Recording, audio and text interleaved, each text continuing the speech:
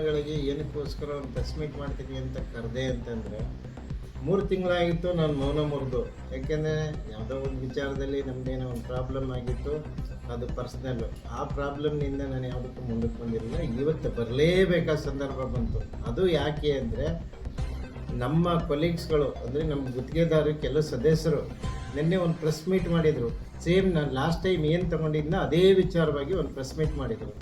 ಅದನ್ನು ನೋಡಿದಾಗೆ ನನಗೆ ಓಹೋ ಈಗಾದರೂ ಇವರಿಗೆ ಸ್ವಲ್ಪ ಒಂದು ಇದು ಬಂತಲ್ಲ, ಬುದ್ಧಿ ಬಂತಲ್ಲ ಅಂತೇಳಿ ನನಗೆ ಒಂದು ಇದಾಯಿತು, ಅರ್ಥ ಕಲ್ಪಿಸ್ಕೊಂಡು ಇದು ಒಳ್ಳೆಯ ಸಮಯ, ಒಳ್ಳೆಯ ಸಂದರ್ಭ.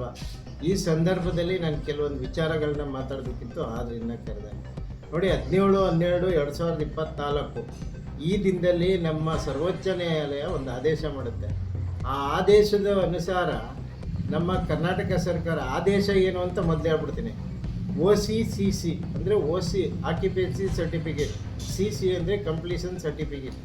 ಈ ಎರಡೂ ಇಲ್ಲದೇ ಯಾವುದೇ ಒಂದು ಕಟ್ಟಡನೂ ಕಟ್ಟಬಾರ್ದು.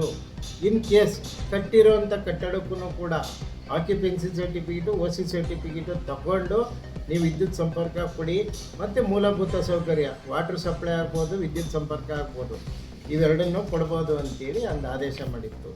ಇಲ್ಲಿ ಏನಾಗಿತ್ತು, ಕಟ್ಟಿರೋವಂಥ ಕಟ್ಟಡಗಳಿಗೆ ಆ ಕ್ಷಣದಲ್ಲಿ ಒಂದು ಏನೋ ಆಘಾತ ಉಂಟಾಯಿತು. ಆಗ ನಮ್ಮ ರಾಜ್ಯ ಸರ್ಕಾರ ತುಂಬ ಆಲೋಚನೆ ಮಾಡಿ ಏನೇನೋ IAS ಅಧಿಕಾರಿಗಳನ್ನ ಇವ್ರನ್ನ ಎಲ್ಲ ಕೂರಿಸ್ಕೊಂಡು ಏನು ಮಾಡಬೇಕಪ್ಪ, ಈಗ ಜನಗಳಿಗೆ ಒಳ್ಳೇದು ಮಾಡಬೇಕು, ಏನು ಮಾಡಬೇಕು ಅಂತ ಆಲೋಚನೆ ಮಾಡಿದಾಗ ಒಂದೇ ಒಂದು ಎಲ್ಪ್ ಮಾಡ್ಬೋದಿತ್ತು. ಆ ಎಲ್ಪ್ ಏನು ಅಂದರೆ 30-40 ಸೈಟ್.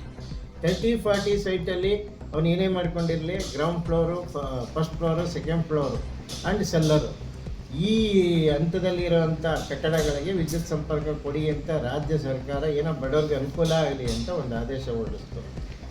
ಇದನ್ನು ಎಷ್ಟೋ ಒಂದು 10% ರೆಗ್ಯುಲೈಸ್ ಆಯಿತು. ಇನ್ನೂ 40% ಆಗಿ ಉಳ್ಕೊಂಡಿದೆ. ಆ 40% ಯಾವುದೇ ಕಾರಣಕ್ಕೂ ಸಂಪರ್ಕ ಕೊಡೋಕ್ಕಾಗಲ್ಲ. ಯಾಕೆ ಅಂದರೆ ಸುಪ್ರೀಂ ಕೋರ್ಟ್ ಆದೇಶನ ರಾಜ್ಯ ಸರ್ಕಾರ ಉಲ್ಲಂಘನೆ ಮಾಡೋಕ್ಕಾಗಲ್ಲ. ಈ ಉಲ್ಲಂಘನೆ ಮಾಡಬೇಕು ಅಂತಲೇ ಇರೋ ಅಧಿಕಾರಿಗಳು 3ನೇ ತಿಂಗಳಲ್ಲಿ ಅಂದರೆ 2025 3ನೇ ತಿಂಗಳಲ್ಲಿ ಚೆಸ್ಕಾಮು, ಬೆಸ್ಕಾಮು ಮತ್ತು KERC ಎಲ್ಲ ಆದೇಶ ಹೊರಡಿಸಿದೆ. ಸರ್ವೋಚ್ಚ ನ್ಯಾಯಾಲಯದ ಆದೇಶದ ಅನುಸಾರ ಇವರೆಲ್ಲ ಆದೇಶ ಹೊರಡಿಸ್ತಾರೆ. ಈ ಆದೇಶ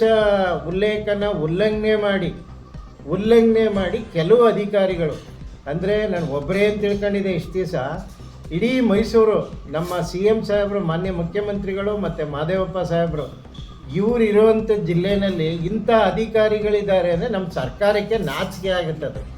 ಇಂಥ ಅಧಿಕಾರಿಗಳು, ಭ್ರಷ್ಟ ಅಧಿಕಾರಿಗಳು. ಯಾಕೆ ಅಂತಂದರೆ 3ನೇ ತಿಂಗಳು 4ನೇ ತಿಂಗಳಲ್ಲಿ ಸುಮಾರು ನಮ್ಮ ಅಧ್ಯಕ್ಷ, ಈಗೇನು ನಮ್ಮ ಎಲೆಕ್ಟ್ರಿಕಲ್ ಕಾಂಟ್ರಾಕ್ಟ್ ಅಸೋಸಿಯೇಷನಲ್ಲಿ ರಾಜ್ಯಾಧ್ಯಕ್ಷ ಇದ್ದಾನೋ, ಈ ರಾಜ್ಯಾಧ್ಯಕ್ಷಂದೇ ಸುಮಾರು ಒಂದು 50 ಸರ್ವಿಸ್ ಆಗಿದೆ. ಯಾವುದು ಸುಪ್ರೀಂ ಕೋರ್ಟ್ ಆದೇಶ, KRC ಆದೇಶ, ಚೆಸ್ಕಾಮ್ ಆದೇಶ ಇವೆಲ್ಲ ಉಲ್ಲಂಘನೆ ಮಾಡಿ ವೈಯಕ್ತಿಕವಾಗಿ ಅವನದೇ ಸರ್ವಿಸ್ ಕೊಟ್ಟಿದ್ದಾರೆ ಈ ಅಧಿಕಾರಿಗಳು. ಈ ಅಧಿಕಾರಿಗಳು ದುಡ್ಡಿಗೋಸ್ಕರ ಏನು ಬೇಕಾದ್ರೂ ಮಾಡಿಬಿಡ್ತಾರೆ. ನಮ್ಮ ಮೈಸೂರಿನಲ್ಲಿರೋರು, ಎಕ್ಸ್ಪೆಷಲಿ ಮೈಸೂರಿನಲ್ಲಿರೋರು, ಅದರಲ್ಲಿ ಕೆಲವು ಜನ ಇದ್ದಾರೆ. ಅವ್ರ ಹೆಸರು ನಾನು ಇವತ್ತು ಹೇಳಲ್ಲ, ನಾಳೆ ಸುಪ್ರೀಂ ಕೋರ್ಟಿಂದನೇ ಸಮನ್ಸ್ ವಿಷಯವಾಗುತ್ತೆ ಅವ್ರಿಗೆಲ್ಲರಿಗೂ. ಆ ಸನ್ನಿವೇಶಕ್ಕೆ ಅದು ಹೊರಗೆ ತಾನಾಗೆ ಬರುತ್ತೆ. ಈಗ ನಾನು ಹೇಳಿ ನಾನು ಆರೋಪ ಯಾಕೆ ಕಟ್ಕೋಬೇಕು, ಬೇಕಾಗಿಲ್ಲ. ನಾಳೆ ಸುಪ್ರೀಂ ಕೋರ್ಟಿಂದನೇ ಬರುತ್ತೆ. ಬಂದಂಥ ಪಕ್ಷದಲ್ಲಿ ನಿಮ್ಮ ಮಾಧ್ಯಮಗಳಿಗೆ ನಾನೇ ತಗೊಂಬಂದು ಕೊಡ್ತೀನಿ. ಇನ್ನು ಕೆಲವೇ ದಿನ, 15-20 ದಿವಸ ಆಗ್ಬೋದು ಅಷ್ಟೇ. ನಾನಿಲ್ಲಿ ಪ್ರಶ್ನೆ ಮಾಡೋದು ನಮ್ಮ ಮಹಾನುಭಾವ ಒಬ್ಬ ಅಧ್ಯಕ್ಷನಿಗೆ ಏನು ಪ್ರಶ್ನೆ ಮಾಡ್ತೀನಿ ಅಂದರೆ, ನೀನು ನಾಳೆ ಬೆಂಗಳೂರಲ್ಲಿ ನಮ್ಮ ಇದರಲ್ಲಿ ಪ್ಯಾಲೇಸ್ ಗ್ರೌಂಡಲ್ಲಿ ಒಂದು ಸ್ಟ್ರೈಕ್ ಮಾಡ್ತಾಯಿದೆಯಾ ಸರ್ಕಾರದ ವಿರುದ್ಧ. ಏನು ಅಂತಂದರೆ, ಹಿಂದೆ ಯಾವುದ್ಯಾವುದೋ ಸರ್ವಿಸ್ಗಳು ನಿಂತಿತ್ತು ಅಂದರೆ 2023, 24, 25 ನಿಂತಿತ್ತು. ಆ ಕಟ್ಟಡಗಳಿಗೆ ಸರ್ವಿಸ್ ಕೊಡಿ ಅಂತೇಳಿ ನೀನು ಮಾಡ್ತಾಯಿದ್ದೀಯಾ. ಆಯ್ತಪ್ಪ, ಒಪ್ಕೋತೀನಿ, ನೀವು ಮಾಡ್ತಾಯಿರೋದು ತುಂಬ ಅನುಕೂಲ ಆಯಿತು. ನಾನು ಒಂದು ಪ್ರಶ್ನೆ ನೇರವಾಗಿ ಕೇಳ್ತೀನಿ, ನಿಮಗೆ ದಯವಿಟ್ಟು ಅರ್ಥ ಮಾಡ್ಕೊಳ್ಳಿ ಗುತ್ತಿಗೆದಾರ ಸದಸ್ಯರು. 4ನೇ ತಿಂಗಳಲ್ಲಿ ನಿಂದೆ MS ಬಿಲ್ಡಿಂಗು 5 ಕಟ್ಟಡಗಳು ಎಲ್ಲ ಸೇರಿ 40 ಕಟ್ಟಡಗಳಿಗೆ ನೀನೊಬ್ಬಂದೇ ಸರ್ವಿಸ್ ಆಗಿದೆ. ಪ್ರತ್ಯೇಕವಾಗಿ ನೀನೊಬ್ಬಂದೇ ಸರ್ವಿಸ್ ಆಗಿದೆ. ನಿನಗೆ ಸುಪ್ರೀಂ ಕೋರ್ಟ್ ಆದೇಶ ಇಲ್ಲ, ಅಧಿಕಾರಿಗಳಿಗೆ ಸುಪ್ರೀಂ ಕೋರ್ಟ್ ಆದೇಶ ಇಲ್ಲ, ಪ್ರತ್ಯೇಕವಾಗಿ ನೀನೊಬ್ಬಂದೇ ಸರ್ವಿಸ್ ಆಗಿದೆ. ಮೈಸೂರು ಜಿಲ್ಲೆಯಲ್ಲಿ ಎಲ್ಲ ಸೇರಿ 400 ಸರ್ವಿಸ್ ಆಗಿದೆ. ಇವರೆಂಥ ಭ್ರಷ್ಟ ಅಧಿಕಾರಿಗಳು ಅಂದರೆ ನಮ್ಮ ಚೆಸ್ಕಾಮ್ ಇಲಾಖೆಯಲ್ಲಿ ಇಡೀ ರಾಜ್ಯದಲ್ಲಿ ಯಾರೂ ಇಲ್ಲ ಇಂಥ ಅಧಿಕಾರಿಗಳು. ಅಂಥ ಅಧಿಕಾರಿಗಳು ಬಂದು ಸುಪ್ರೀಂ ಕೋರ್ಟ್ ಆದೇಶನೇ ಉಲ್ಲಂಘನೆ ಮಾಡಿ ಸರ್ವಿಸ್ ಕೊಡ್ತಾರೆ ಇವತ್ತು. ಅದನ್ನ ಏನಾರು ಯಾವನಾರು ಕೇಳಕ್ಕೆ ಹೋದರೆ ಅವನ ಮೇಲೆ ಇಲ್ಲದೆ ಇರೋದೆಲ್ಲ ಗೂಬೆ ಕೂರಿಸ್ತಾರೆ, ಅವನ್ನ ಬ್ಲ್ಯಾಕ್ ಮೇಲ್ ತಂತ್ರ ಮಾಡ್ತಾರೆ, ಅವನಿಗೆ ಬೇರೆ ಬೇರೆ ಆಯಾಮಗಳಲ್ಲಿ ತೊಂದರೆ ಕೊಡ್ತಾರೆ. ಇದೇ ಇನ್ಸಿಡೆಂಟ್ ನನಗೆ ನಡೆದಿದೆ. ಆ ಉಲ್ಲೇಖನ ನಾನು ಈಗ ಮಾತಾಡೋಕೆ ಹೋಗಲ್ಲ, ನಾಳೆ ದಿನ ನ್ಯಾಯಾಲಯದಿಂದ ಹೊರಗೆ ಬರ್ತೀನಲ್ಲ ಆಗ ಮಾತಾಡ್ತೀನಿ. ಈ ಆರೋಪ ಹೊತ್ತಂಥ ವ್ಯಕ್ತಿ ನಾನು ಅದಕ್ಕೆ ಮೌನವಾಗಿದ್ದೆ. ಈಗ ನಮ್ಮ ಸದಸ್ಯರೇ ಇದರಲ್ಲಿ ಎದ್ದಿದ್ದಾರೆ. ಆದ್ದರಿಂದ ನಾನು ಸುಪ್ರೀಂ ಕೋರ್ಟ್ ವಿರುದ್ಧ ನಾನು ಯಾವುದೂ ಮಾತಾಡೋಕೆ ಹೋಗಲ್ಲ. ಅದೇ ಸರ್ವೋಚ್ಚ ನ್ಯಾಯಾಲಯ ಏನು ಆದೇಶ ಮಾಡಿದ್ಯೋ ಇದನ್ನು ಪಾಲನೆ ಮಾಡ್ದೇನೆ ನೀವು ಇದ್ದೀರಲ್ಲ.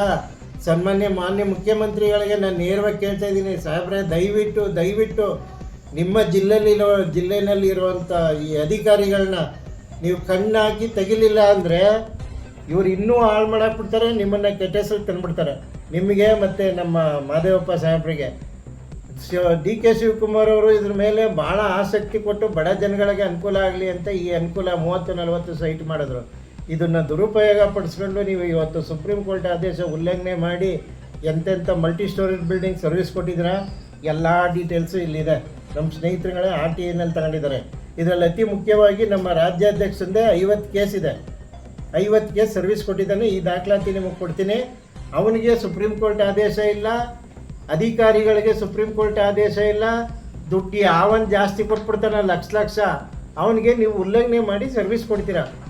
ಆಮೇಲೆ ನಮ್ಮ ರಾಜ್ಯಾಧ್ಯಕ್ಷ ಹೇಳ್ತಾನೆ ರಾಜ್ಯದೆಲ್ಲೆಡೆ 16 ಲಕ್ಷ ಬಾಕಿ ಇದೆ ಹಿಂದೆ ಉಳಿದಿರೋವಂಥದ್ದು ಅಂತ. ಎಲ್ಲಿದೆ? ಯಾರಪ್ಪ ನಿನಗೆ ಸ್ಟ್ಯಾಟಿಸ್ಟಿಕ್ಸ್ ಕೊಟ್ಟಿರೋರು 16 ಲಕ್ಷ ಬಾಕಿ ಇದೆ ಅಂತ? ಸರ್ಕಾರದಲ್ಲಿದೆಯಾ? ಚೀಫ್ ಸೆಕ್ರೆಟರಿ ಹತ್ರ ಇದೆಯಾ? ಇಲ್ಲ ಇಂಧನ ಇಲಾಖೆಯಲ್ಲಿದೆಯಾ 16 ಲಕ್ಷ ಬಾಕಿ ಇದೆ ಅಂತ? ಯಾವ ಆಧಾರದ ಮೇಲೆ ಹೇಳ್ತೀಯಾ? ಯಾಕೆಂದರೆ ನಾನು RTIನಲ್ಲಿ ತೊಗೊಂಡಿದ್ದೀನಿ. ನಮ್ಮ ಇಂಧನ ಇಲಾಖೆಯಲ್ಲಿ ಡೀಟೇಲ್ಸ್ ಇಲ್ಲ, ನಮ್ಮ ಚೀಫ್ ಸೆಕ್ರೆಟರಿ ಹತ್ರ ಡೀಟೇಲ್ಸ್ ಇಲ್ಲ. ನಿನಗೆ ಹೆಂಗೆ 16 ಲಕ್ಷ ಅಂತ ನೀನು ಊಹೆ ಮಾಡ್ಕೊಂಡು ಹೇಳ್ತೀಯಾ? ನಿನ್ನ ಹತ್ರ ಏನು ದಾಖಲಾತಿ ಐತೆ ತೆಗಿ. ಯಾಕೆ ನಮ್ಮ ಗುತ್ತಿಗೆದಾರ ಸದಸ್ಯರಿಗೆ ಇದು ಮಾಡ್ತಾ ಇದೆಯಾ, ಹರಾಸ್ಮೆಂಟ್ ಮಾಡ್ತಾ ಇದೆಯಾ? ಎಲ್ಲಿವರೆಗೂ ಇಷ್ಟು ಹರಾಸ್ಮೆಂಟ್ ಮಾಡ್ತೀಯ ನೀನು? ಅವರು ದಿಕ್ತಪ್ಪಿ ಕರ್ಕೊಂಡೋಗೋ ಅಂಥದ್ದು ಏನಿದೆ ನಿನಗೆ? ಯಾಕೆ ಅವ್ರ ಮೇಲೆ ಏನಾದರೂ ನಿನಗೆ ಬೇಜಾರಾಗೋಂಥ ಪ್ರಮೇಯಗಳು ನಡೆದಿದೆಯಾ, ಅಥವಾ ನೀನು ದುಡ್ಡುಗೋಸ್ಕರ ಇವೆಲ್ಲ ಮಾಡ್ತಾ ಇದೆಯಾ? ನನಗೆ ಅರ್ಥ ಆಗ್ತಿಲ್ಲ. ದಿಕ್ಕು ತಪ್ಪಿಸೋದು ಎಷ್ಟು ದಿನ ಅಂತ ಅರೆಸ್ಟ್ ಮಾಡ್ತೀರಿ ನೀವು ಗುತ್ತಿಗೆದಾರರಿಗೆ? ಸುಳ್ಳು ಹೇಳ್ಕೊಂಡು ಡೀಟೇಲ್ಸೇ ಇಲ್ಲ ನಿಮ್ಮಲ್ಲಿ. 16 ಲಕ್ಷ ಬಾಕಿ ಇದೆ ರಾಜ್ಯದಲ್ಲಿ ಅಂತ ಹೇಳ್ತೀರಾ. ಅದೇ ಇಂಧನ ಇಲಾಖೆ ಕೊಟ್ಟಿದೆ ರೆಕಾರ್ಡ್ಸು ನನಗೆ. ನಮ್ಮಲ್ಲಿ ಯಾವುದೇ ವಿಧವಾದ ದಾಖಲಾತಿ ಇಲ್ಲ 16 ಲಕ್ಷ ಬಾಕಿ ಇರೋದಕ್ಕೆ ಅಂತ. 4 ಲಕ್ಷ ಅಂದ್ರಿ, 6 ಲಕ್ಷ ಅಂದ್ರಿ, 8 ಲಕ್ಷ ಅಂದ್ರಿ, ಎಲ್ಲಿದೆ?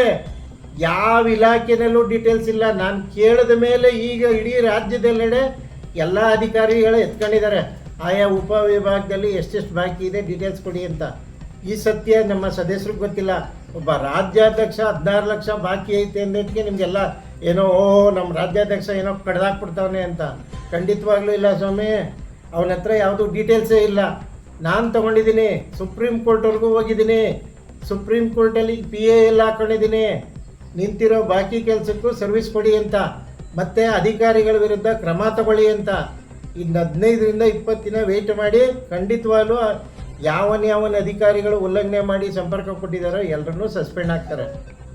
ಮತ್ತು ಈ ಏನು ಬಾಕಿ ಉಳ್ಕೊಂಡಿದೆಯೋ ಸಂಪರ್ಕ, ಈ ಸಂಪರ್ಕಕ್ಕೂ ನಾನು ಸುಪ್ರೀಂ ಕೋರ್ಟ್ಗೆ ಮನವರಿಕೆ ಮಾಡಿದ್ದೀನಿ, ವೈಯಕ್ತಿಕವಾಗಿ ಮಾಡಿದ್ದೀನಿ. ನಿಮ್ಮೆಲ್ಲರ ಪರವಾಗಿ ನಾನು ವಿತೌಟ್ ದಾಖಲಾತಿ ಏನೂ ಮಾತಾಡ್ತಾ ಇಲ್ಲ. ಸುಪ್ರೀಂ ಕೋರ್ಟ್ಗೆ ಹೋಗಿದ್ದೀನಿ, PAL ಹಾಕ್ಕೊಂಡಿದ್ದೀನಿ. ಈಗ 18ನೇ ತಾರೀಕು ಒಂದು ಇರಂಗಿದೆ, ಏನಾಗುತ್ತೆ ಅನ್ನೋದನ್ನು ದಯಮಾಡಿ ಎಲ್ಲರೂ ಕಣ್ಣಲ್ಲಿ ನೋಡಿ. ಇಷ್ಟು ಹೇಳ್ತಾ ನಾನು ಮಾತು ಮುಗಿಸ್ತೀನಿ ಸರ್. ಓಕೆ.